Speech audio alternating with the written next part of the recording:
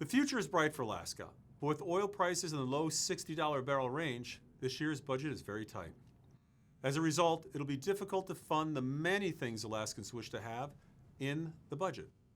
Oil prices are down, costs are up, and many families are feeling the pinch.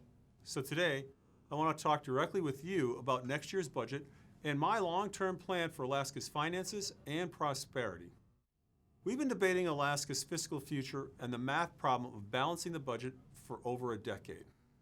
Some in the legislature, as well as special interests, will tell you there is no deficit, but the legislature has continued to balance the last several budgets using funds that come from accounts that fund things such as the PFD. As governor, I want to focus on a permanent solution to our annual budget shortfalls and to put the state on a track for a more prosperous future. So instead of debating how the state will pay for the budget every year, we can focus on the meaningful changes that need to happen to secure a long-term fiscal plan for Alaska's future. Most importantly, my fiscal plan will ensure individual Alaskans are not left behind. Just like you balance your personal finances, the state must do the same. I'm going to walk through my proposed budget, the revenue we have, and how we are spending that revenue, and what a long-term fiscal plan could look like for Alaska. Alaska pays for its budget mostly through money from oil and earnings from the Permanent Fund. Oil prices have dropped into the low 60s per barrel range, and that means we have less than we expected, about $220 million less than was forecasted just a few months ago. Keep in mind, for every dollar change in the price of oil per barrel, revenue increases or decreases by $30 to $35 million. That's for every dollar. Unfortunately, that's the reality we're working with, resulting in one of the most unpredictable state budgeting processes in the country. Some have claimed our reliance on oil makes Alaska's budgeting process the most unstable and most unpredictable of any state. While there are many competing priorities, for the most part, we have kept spending in check and continue to focus on the core services to Alaskans that Alaskans need and Alaskans want. Here are the examples of the larger budget items proposed in this year's budget. A full permanent fund dividend as called for in law, full funding for K-12 schools and school transportation, continued funding for public safety. Even with a budget that has very little increase, it requires us to draw $1.6 billion from our savings to balance the budget. Currently, the constitutional budget reserve balance is $3 billion. Drawing down our savings is not a sustainable plan, nor is using your PFD year after year a sustainable plan. We can get by this year by using the same approach we've used over the past several years, but by continuing to do so, we will continue to hold ourselves hostage to shifting oil prices. To ensure we as policymakers leave in Alaska in better shape than what was handed to my administration, we need a sustainable fiscal plan that is not, quote, a tax and spend, quote, plan, but focuses on bringing prosperity to the state. Even before my election as governor, there has been ongoing discussions about creating a fiscal plan that provides certainty in revenue and budgeting and not just, again, a tax and spend plan.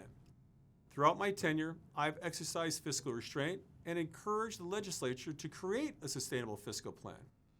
I'll once again be calling upon the legislature to join me in finally creating and implementing a sustainable fiscal plan that moves Alaska forward once and for all.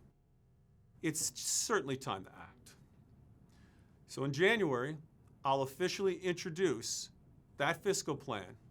It does not rely on any singular lever, but focuses on creating a business climate that brings new investment and great jobs, developing new opportunities to make the most out of our natural resources, ensuring key projects such as the Alaska LNG project keep moving forward, growing the permanent fund, putting measures in place to make sure any growth of state government is small and responsible, and creating a pro-investment environment to assure Alaska can compete with other states for investment capital.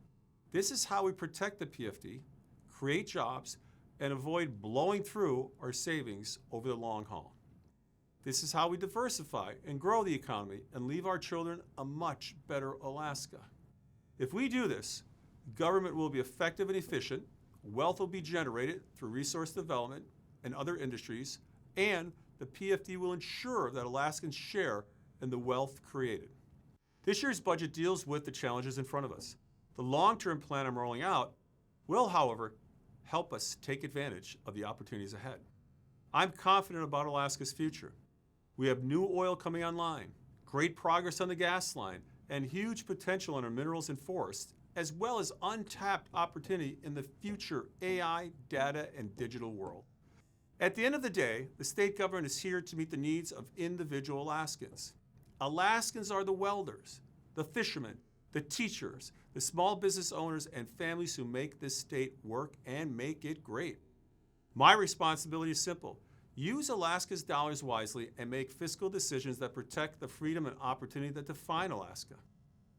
Not more unnecessary government, not more bureaucracy, but creating the space for Alaskans to build their own success, the environment for Alaskans to move forward, and for individual Alaskans to create a future we can all be proud of. As we tighten the budget and put a real long-term fiscal plan in place, I'm confident in one thing: Alaskans will carry the state further than any government agency ever could.